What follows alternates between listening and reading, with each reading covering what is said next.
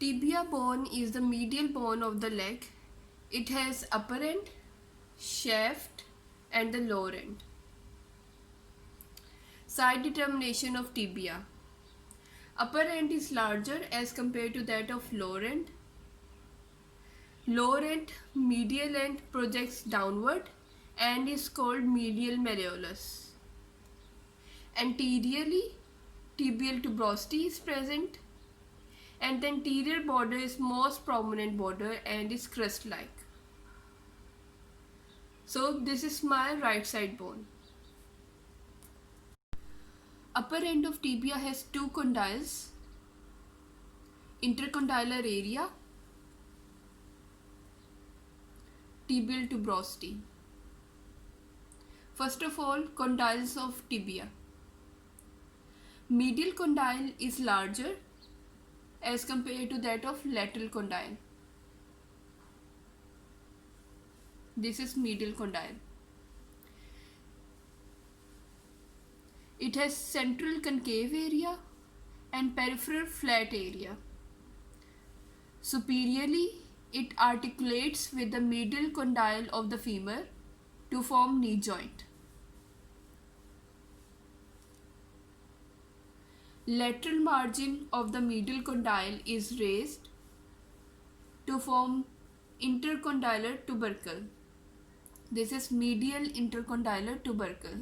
As we can see that lateral margin of the medial condyle is raised to form medial intercondylar tubercle.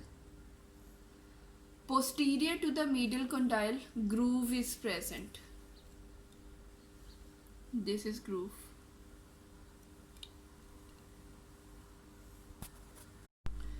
Lateral condyle superiorly articulates with the lateral condyle of the femur to form the knee joint. It also has central concave area and peripheral flat area. Medial margin of the lateral condyle is raised and is called lateral intercondylar tubercle. Posterior to the lateral condyle, over here, fibular facet is present. This oval facet is fibular facet, which is present posterior to the lateral condyle and it articulates with the head of fibula.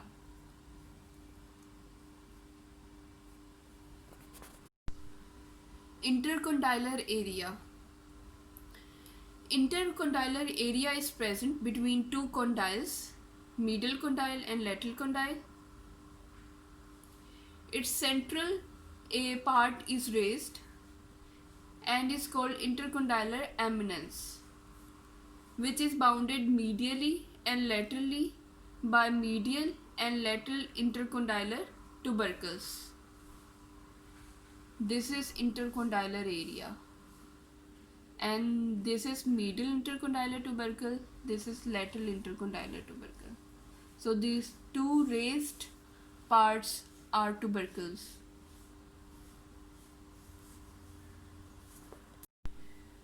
Tibial tuberosity is present on the upper end of tibia anteriorly. Inferiorly, tibial tuberosity continues with the anterior border of the tibia, which is crest-like. Tibial tuberosity has upper smooth area and the lower rough area. So this was all about the upper end of the tibia. Upper end of the tibia that consists of medial condyle, lateral condyle, intercondylar area and tibial tuberosity. Shaft of tibia has three borders, three surfaces. It has anterior border, it has medial border, it has lateral border. It has three surfaces, medial surface, lateral surface, posterior surface. First of all, borders of tibia.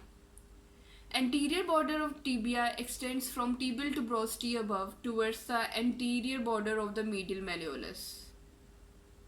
So this is anterior border of tibia that extends from tibial tuberosity above towards the anterior border of medial malleolus.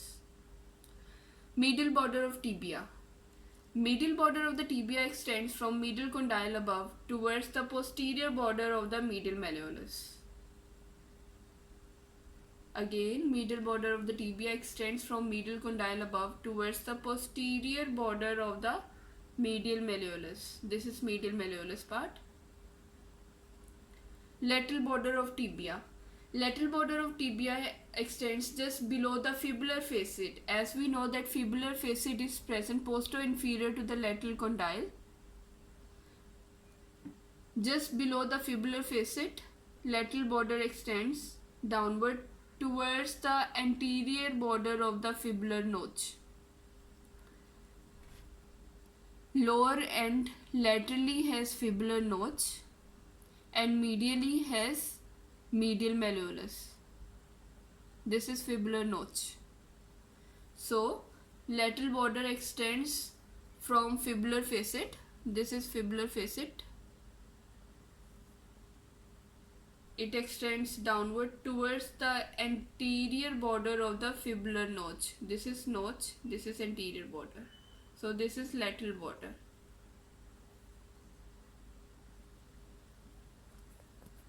Surfaces of tibia. It has three surfaces: medial surface, lateral surface and posterior surface. First of all, medial surface of tibia.